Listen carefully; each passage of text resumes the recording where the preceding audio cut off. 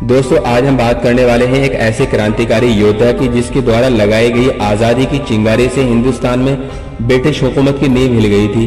भले ही वो हंसते हंसते फांसी के फंदे पर झूल गया था, लेकिन शहीद होने से पहले उन्होंने हिंदुस्तान की युवा पीढ़ी में आज़ादी की एक ऐसी आग भड़का दी थी जिससे ब्रिटिश हुकूमत का अंत हो गया था।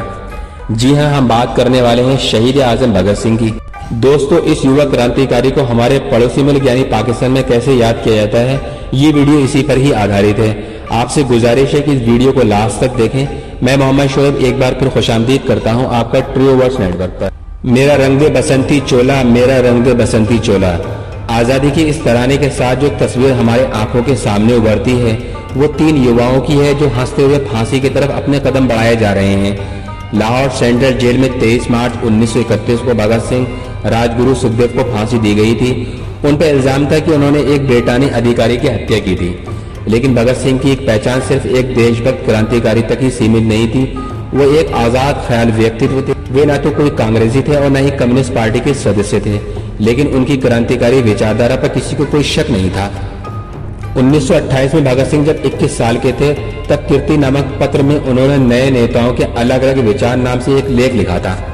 वो असहयोग आंदोलन की असफलता और हिंदू मुस्लिम झगड़ों की मायूसी के बीच उन आधुनिक विचारों की तलाश कर रहे थे जो नए आंदोलन की नींव के लिए जरूरी था।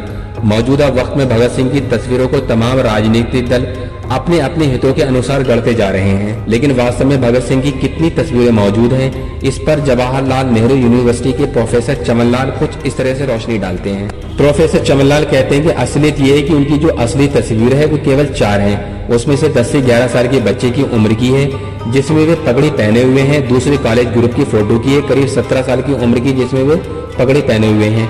तीसरी तस्वीर 20 साल की उम्र की है जिसमें वे चारपाई पर बैठे हुए हैं और उनके केश खुले हुए हैं। ये तस्वीर 1927 की है। और चौथी तस्वीर दिल्ली की कश्मीरी गेट पर एक फोटोग्राफर ने खींची थी। ये हेड वाला फोटोग्राफ है। इस फोटोग्राफर ने अदालत में ये बयान भी दिया था कि हाँ, मैंने इनकी तस्वीर खींची थी। भगत सिंह की तस्वीरों को तो सभी राजनीतिक दलों ने अपनी अपनी विचारधाराओं के अनुरूप गढ़ लिया है, लेकिन उनके क्रांतिकारी विचारों को परे रख दिया गया है। किसी ने उन पर गेरुए वस्त्र डाल दिए हैं तो किसी ने भारत की सभ्यता का संरक्षण बना डाला है। भगत सिंह के नास्तिक होने पर भी विचार हो या समाजवाद से जुड़े उनके लेख, कोई भी दल इन पर गौर करने की कोशिश नहीं करता। प्रोफेसर चमनलाल बताते हैं कि पिछले 15 से 20 सालों में समाज में एक टुकड़ा ऐसा भी हुआ जो चाहता है कि भगत सिंह का जो वैचारिक रूप है, जो उनका बौद्धिक रूप है और उनका चिंतित क्रांतिकारी रूप लोगों के सामने ही ना आए। उनकी 125 लिखाई बयान, लेख हैं, सांप्रदायिक दंगे और इनका इलाज, अछूत समस्या जैसे मुद्दे उनके विचार हैं। कई सामाजिक विषय हैं जो आज भी उतना ही महत्वपूर्ण है। इसे सामने नहीं आने देने वाले लोगों का इसमें निजी स्वार्थ है। भगत सिंह एक ऐसे क्रांतिकारी थे जिन्हें चाहने वाले जितने सरहद के इस पार हैं और उतने ही सरहद के उस पार पाकिस्तान में भी मौजूद हैं। पाकिस्तान में भगत सिंह की याद में हर साल 23 मार्च को खास कार्यक्रम आयोजित किए जाते हैं।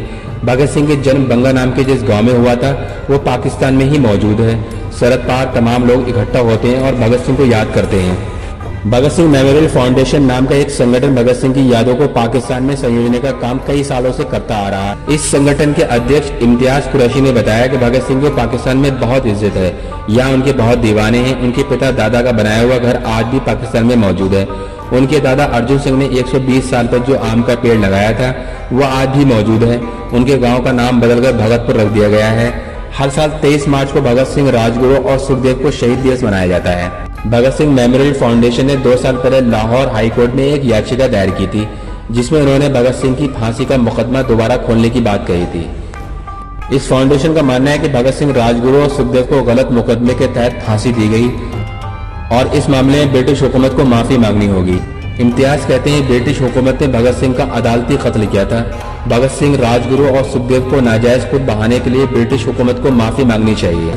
फांसी के इतने साल गुजर जाने के बाद भी भगत सिंह की तस्वीर एक ऐसे शख्स के रूप में उभरती है जो हर दिल अजीज है। फर्क बस इतना है कि जिसकी भावना जैसी हो उसने भगत सिंह की छवि को वैसे ही गढ़ ली है।